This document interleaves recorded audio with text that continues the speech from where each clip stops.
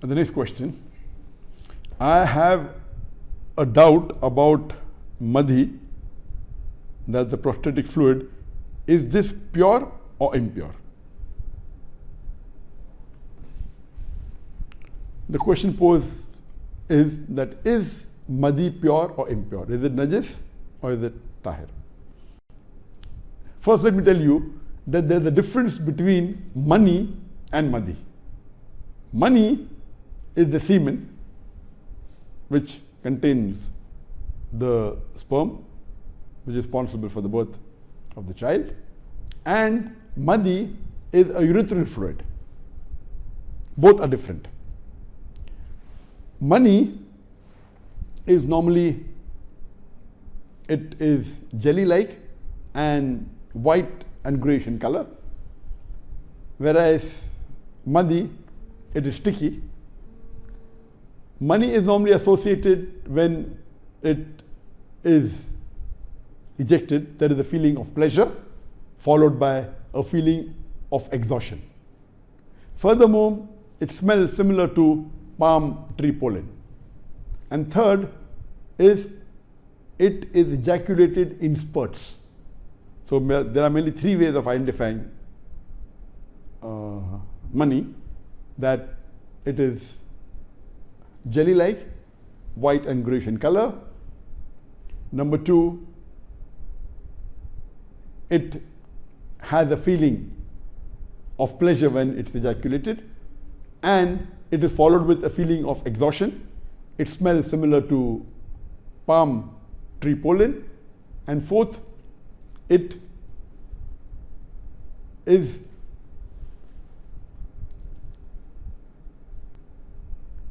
ejaculated in spurts. If any of these things are not, these three things are not there, then it is considered to be a Madhiy, that's the urethral fluid. It doesn't come out in spurts. It's not associated with a feeling of pleasure. It doesn't have a feeling of exhaustion. It doesn't smell like pollen. It doesn't smell like palm tree pollen. This normally Madhiy occurs when a person may think about or may get sexually excited. This fluid comes out. Regarding whether is it pure or impure, as far as when a person ejaculates semen, mani, it is called a ceremonial impurity, janaba. It is compulsory that he should have ghusl to get pure. If mani is ejaculated, in the Islamic ruling, there are various hadith, having ghusl is compulsory. But if Madhiy comes out, then only washing the private part is sufficient and doing wudu is sufficient. Ghusl is not a fard.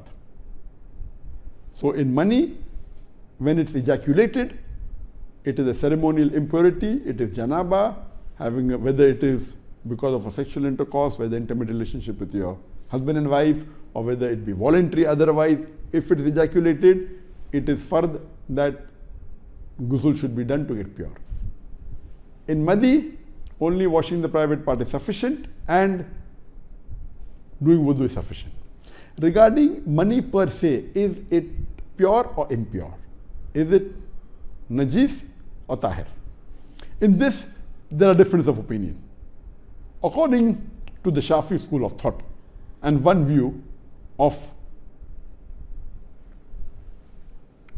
Imam Ahmad ibn Hanbal, mani per se is pure. But according to the Hanafi school of thought, and one view of Imam Ahmad ibn Hanbal, it is impure, but after it dries, you can scrape it and that is sufficient. According to the Maliki school of thought, it is impure and you should wash it before that thing becomes pure. There are different opinions. The reason that the Shafi and one school of thought of the Hanbali school of thought has said it is pure is based on a hadith of Hazrat Aisha, which occurs in Sahih Muslim, that the Prophet, peace be upon him, once when there was money on his garment, It dried and he scraped it off. The hadith is saying that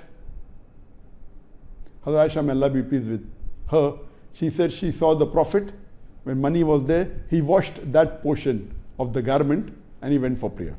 That means he didn't wash the full garment, he only washed that portion, and she could see the mark of the washed portion. There are hadith in saying that there was money on the dress of the Prophet took oud and he applied on it, he didn't wash it. So based on these various narrations, according to the Shafi school of thought and one group of view of Ahmad ibn Hanbal, and even according to Shaykh al-Islam ibn Taymiyyah, that money per se is pure.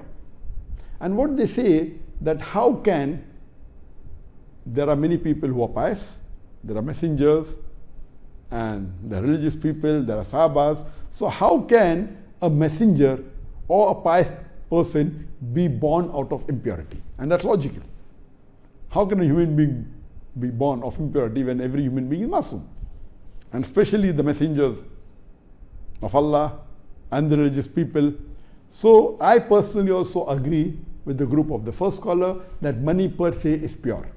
And the hadith is very clear that the Prophet did not wash it at times. He put oud on it, that is sufficient. When it dried, he scraped it. So I do agree with those group of scholars who say that money per se is pure. But yet, there are some scholars and some fuqahas who say that it is not pure. As far as Madhiy is concerned, there are hadith indicating that Madhiy is najis. That's the reason the person himself should wash that part and do wudu. But there is a hadith saying that one of the sahabas, he told the Prophet that he used to do ghusl very often because he had this problem and Madhiy used to come very often. So the Prophet said, no need of doing ghusl, only wash that part and do wudu. And he asked, what about my clothes?